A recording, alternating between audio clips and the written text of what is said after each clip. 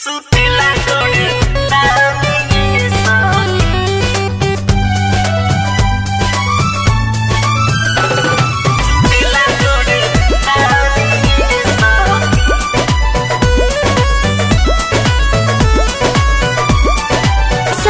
Recording studio Patna.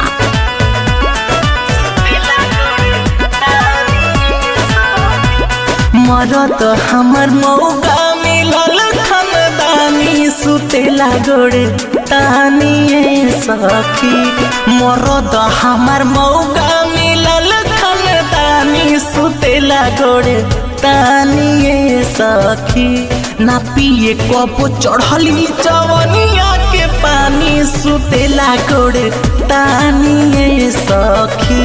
मरद हमर मौका मिलल खानदानी सुतेला गोड़े तानिए सखी।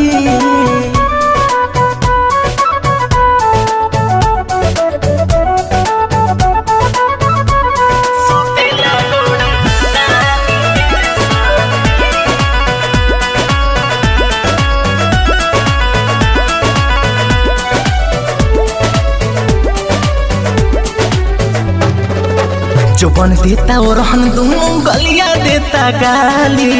मन करे कबो मुँह कर खिला गाली।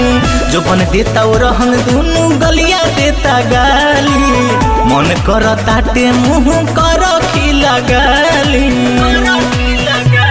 कि ससुरा में आके गजन सहतानी सुतेला गोड़े तानिए सखी। ना झरे कबो चढ़ली जवनिया के पानी सुतेला गोड़े तानिए सखी। मरद हमर मौका मिलल खानदानी सुतेला गोड़े तानिए सखी।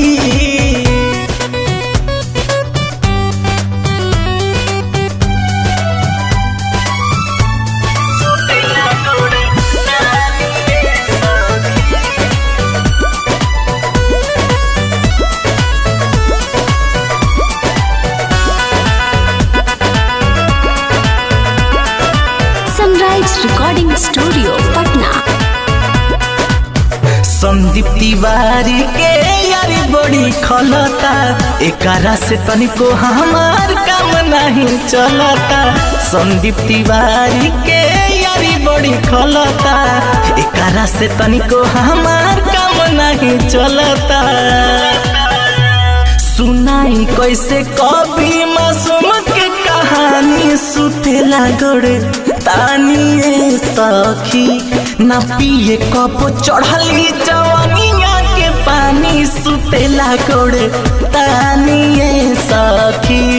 मरद हमर करेला के तना तानी सुतेला गोड़े तानिए सखी।